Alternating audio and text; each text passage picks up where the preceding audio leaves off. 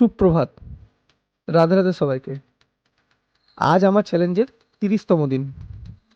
30 দিন আগে আমি পারবো কিনা জানতাম না।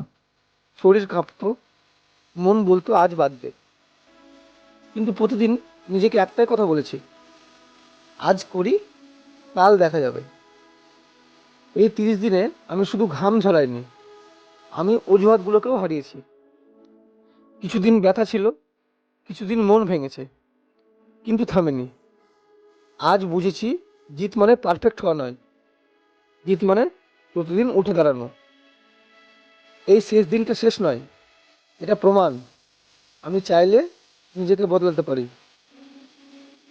যারা দেখছো আর ভাবছো আমি পারবো না, বিশ্বাস করো, তুমিও পারবে। রাধারানীর কৃপায় এই যাত্রা এখানেই শেষ নয়, এখান থেকেই নতুন শুরু।